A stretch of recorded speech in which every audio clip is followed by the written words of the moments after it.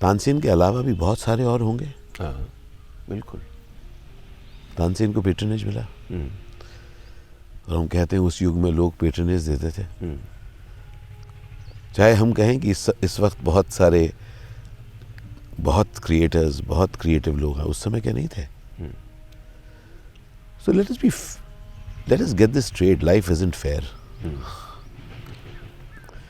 हम लोग कुछ ढूंढ रहे हैं कि अब जिंदगी अनफेयर हो गई है। जिंदगी has never been fair। हमारे अंदर एक, हम सबके अंदर एक रोमांटिसिज्म है।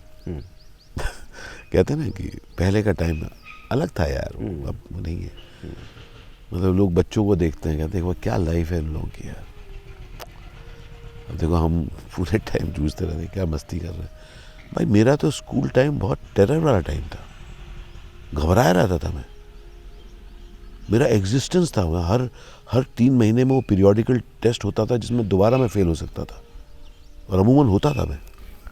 मतलब मैं तो शेयर टेरर में काटा है मैंने पूरा स्कूल टाइम। बिल्कुल खुशी नहीं थी, जाके मैं सो जाता था, फिर उठने का मन नहीं करता था। मतलब मैं कह रहा हूँ कि we romanticise the past. I agree.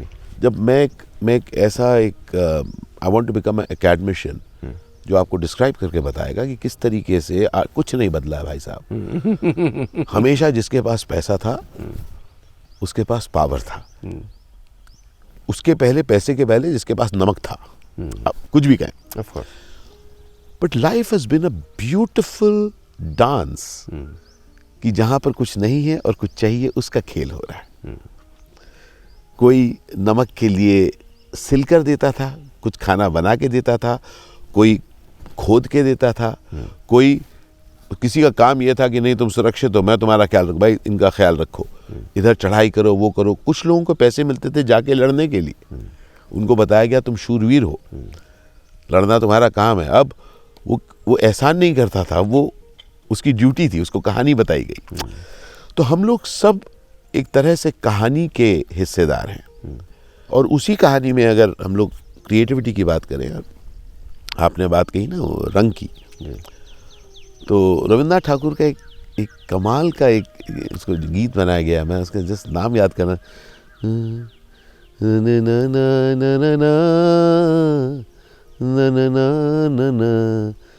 कालो एक वो है जहाँ पर वो एक आदिवासी औरत को डिस्क्राइब करते हैं। मैं I am just not remembering the lyrics. वो क्या था, वो जमींदार जो अपने कलकत्ते को छोड़कर शांति निकेतन, उस लाल भूमि में वहाँ पर जब गए, आई इमेजिन वहाँ पर पहली बार ही observed certain things which were away from the बड़ा साहेब कल्चर, है ना। भद्र लोग, उनकी रॉयल्टी क्या, उन्होंने शायद गांव वालों को देखा और वहाँ पर उनको खूबसूरती दिखी। और दूसरा जो रंग को लेकर बात है, मेरा ऐसा मानना है कि हम लोग बहुत ज़्यादा कॉन्शियस हो गए। जैसे मैं तो बड़ा हुआ भाई, मुझे मेरे रंग के नाम से बुलाया जाता था। मेरा आज भी मेरे दोस्त हैं जो मुझे कालू बुलाते हैं, कालू इधर आ, सुना। और मैं फ्रैंकली उसको गंजे सुनना, मैं उसको गंजा बुलाता हूँ। So the point here was it was very freeing. बचपन में बुरा ज़रूर लगा, लेकिन एक बात मैं जान गया था उस समय कि भाई मेरे बुरा लगने से किसी को कोई फ़र्क नहीं पड़ता। आप कहते हैं don't be impressed by success, really कौन है जो नहीं है? तो why are we wanting to sensitize minds and say it's not politically correct to look at people who are successful? जो मेरा ऐसा मानना है कि हम सब परिभाषा के बाहर हैं बंधु, है ना। आप जो बता रहे थे कि आप पता नहीं क्या क्या करके आए हैं और मैं भी लगा हुआ हूँ कि पता नहीं क्या क्या करना चाहता हूँ। कई बार मैं, अरे वाह बहुत बहुत शुक्रिया। कौन सी मेरी? क्या बात है, ये वाली ये आपकी है। मैं थोड़ा कम दूध की चाय पीता हूँ। अच्छा, मैंने हाल में सोशल मीडिया पे एक वोट किया था कि चाय में कम दूध होना चाहिए या ज़्यादा, उसमें तो मैं हार गया। क्या कहा उन्होंने? ज़्यादा दूध वाले अधिक थे। अच्छा, तो मैंने हारा हुआ महसूस किया, लेकिन मेरी लॉयल्टी कम दूध की चाय के लिए।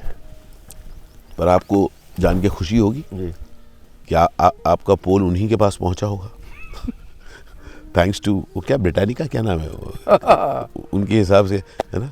आपके अब ये भी आप बोल सकते नहीं मेरे पोल गया कहाँ पर हैरत है ना। दुनिया अब आपको डिटर्मिन कर देती है कि आप क्या सुनना चाहते हैं। बिल्कुल।